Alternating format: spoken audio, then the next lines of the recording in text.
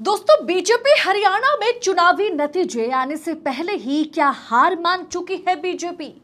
हरियाणा चुनाव के survey report में कांग्रेस क्लीन स्वीप करती हुई नजर आ रही है और बीजेपी बनाम बीजेपी की लड़ाई में हरियाणा चुनाव फंस गया है।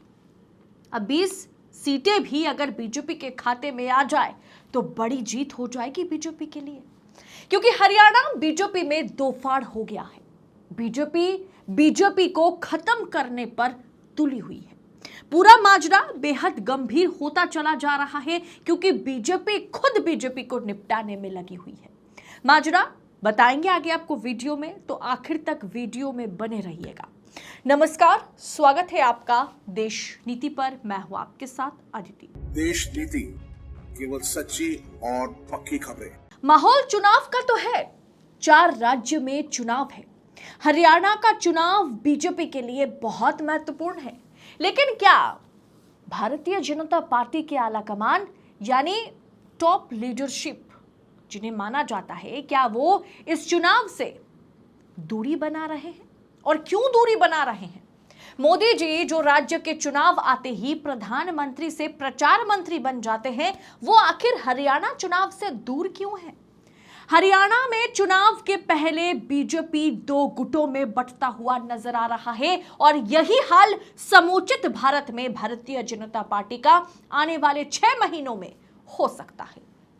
क्या इस दूरी की वजह बीजेपी हरियाणा में 2 गुटों में बंटना है, या हरियाणा बीजेपी में हो रही गुटबाजी को सुलझाने में मोदी शाह असमर्थ नजर आ रहे हैं? मोदी, शाह, जेपी नड्डा, इन तीनों में से कोई भी हरियाणा में दूर दूर तक दिखाई नहीं दे रहे। ऊपर से ये खबर आप देखिए आपके स्क्रीन पर कि हरियाणा के नारायणगढ़ में बीजेपी उम्मीदवार पवन सैनी का जबरदस्त विरोध हुआ। विरोध जो है वो हर जगह पर जबरदस्त तरीके से किया जा रहा है और 20 किलोमीटर दूर से ही उन्हें भगाया गया। यानी भारतीय जनता पार्टी के नेता मंत्री जनता की दरबार तक पहुंच ही नहीं पा रहे हैं, उससे पहले तुरंत उन्हें भगाया जा रहा है। पब्लिक जो है वो इतनी गुस्से में है, पब्लिक इतना गुस्सा कर रही है ना कि बीजेपी वालों की परछाई भी वो देखना नहीं चाह रहे। ऐसे में अमित शाह और मोदी जी कैसे जाएंगे हरियाणा में? लेकिन बात इसकी भी नहीं करेंगे, बात करेंगे कि किस तरह से बीजेपी हरियाणा चुनाव में हार मान चुकी है। अमित शाह ने हरियाणा में पहली रैली 17 सितंबर को किया था, जबकि हरियाणा में चुनाव की तारीखों की घोषणा लगभग 1 महीने पहले हो गई थी। वही हाल जो है बीजेपी में नड्डा और मोदी जी का भी है। मोदी ने हरियाणा में पहली रैली 14 नवंबर को कुरुक्षेत्र में किया था। 14 नवंबर दोस्तों, मोदी जी ने हरियाणा में पहली रैली 14 सितंबर को कुरुक्षेत्र में किया था, लेकिन उस रैली में भी भीड़ नहीं जुटा पाए थे बीजेपी वाले। कुर्सियां खाली पड़ी हुई थी। आखिर इनकी हरियाणा चुनाव से दूरी बनाने के पीछे वजह क्या है? क्या इन्हें लग रहा है कि अगर बीजेपी की सेंट्रल लीडरशिप हरियाणा में आती है तो क्या उसका नुकसान बीजेपी हरियाणा को उठाना पड़ेगा, इसीलिए मोदी शाह को दरकिनार किया जा रहा है? बता दें कि आने वाले 5 तारीख की हरियाणा में चुनाव होने हैं। 8 को चुनावी नतीजे सामने आएंगे। पहले तो 1 अक्टूबर को रखा गया था और 4 अक्टूबर को नतीजे आते, लेकिन उसे पीछे किया गया। डेट को थोड़ा और पीछे खिसकाया गया ताकि थोड़ी जमीन मजबूत बीजेपी कर सके। क्या बीजेपी अभी से हरियाणा में हार मान चुकी है? हरियाणा में लोगों के बीच बीजेपी के खिलाफ गुस्सा बहुत तेज है। सवाल वही है कि इस रूठे हुए लोगों को मनाएगा कौन? मोदी और शाह की परछाई तक, बीजेपी की परछाई तक वहां की जनता देखना नहीं चाहती और वहां के जो आप कह सकते हैं कि आम नेता हैं, उन्हें भी जनता भगा रही है। मोदी शाह इसमें पूरी तरह से फेल होते हुए दिखाई दे रहे हैं हरियाणा चुनाव में। ना तो वो जनता को मना पा रहे हैं और ना ही जनता इस बार उनको सुनने के लिए जा रही है। वहीं दूसरी तरफ अगर मनोहर लाल खट्टर की बात करें तो वो भी खुले आसमान के नीचे बड़ी बड़ी रैलियां करने की बजाय होटल, मैरिज हॉल, ऑडिटोरियम के बंद कमरों में मीटिंग्स करते हुए नजर आ रहे हैं। मनोहर लाल खट्टर जो कि 2 बार हरियाणा के मुख्यमंत्री रह चुके हैं, उनका खस्ता हाल देखकर आप हंसेंगे। बीजेपी के लिए अनिल विज जो है वो भी बुरी तरीके से फंस चुके हैं। उन्होंने खुद को सीएम कैंडिडेट के तौर पर, सीएम उम्मीदवार के तौर पर उन्होंने अपनी खुद की घोषणाएं खुद कर दी है। उन्होंने कहा, क्या कहा कि हम आला कमान से अपील करते हैं कि मैंने आज तक कुछ नहीं मांगा, लेकिन मुझे सीएम बनाइए, मुझे सीएम की कुर्सी चाहिए। वो भी किसी आप कह सकते हैं कि किसी रैली करने जा रहे हैं, कहीं पर संबोधन करने जा रहे हैं, तो उन्हें भी भगाया जा रहा है। कैप्टन अभिमन्यु जैसे बड़े नेता से भी नहीं हो पा रहा है। बीजेपी संभाली नहीं जा रही है, मोदी और शाह संभाल नहीं पा रहे। बीजेपी हरियाणा के अंदर चल रहे इस मसले को भी नहीं सुलझा पा रहे आलाकमान। और सच्ची बात यह है कि बीजेपी वहां पर दो गुटों में बट गई है। एक गुट जो मनोहर लाल खट्टर के साथ है, जिनके टिकट पहले से काट दिए गए हैं, वो पूरी तरीके से बीजेपी और मोदी शाह से दूरियां बनाने में लगे हुए हैं। तो वहीं दूसरी ओर कुछ गुट ऐसे भी हैं जो मोदी शाह को अंदर घुसने तक देना नहीं चाहते।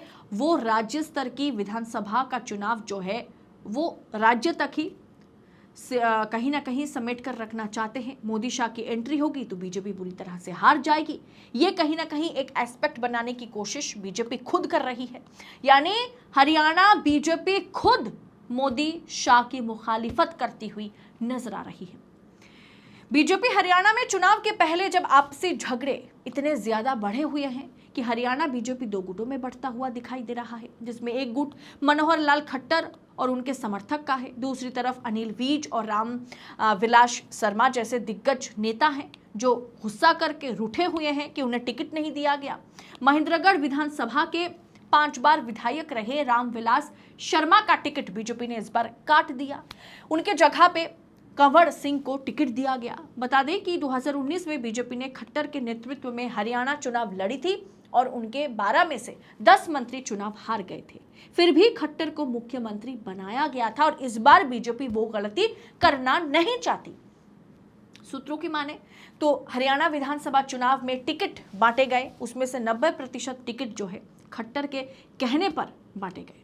तो ऐसे में जब बीजेपी हरियाणा के अंदर कलेश मचा हुआ है तो मोदी अमेरिका के विदेश दौरे पर है, जिससे कि राजनीतिक अटकलें तेज हो रही है कि क्या मोदी ने जानबूझकर हरियाणा चुनाव से दूरी बना के बैठे हुए हैं।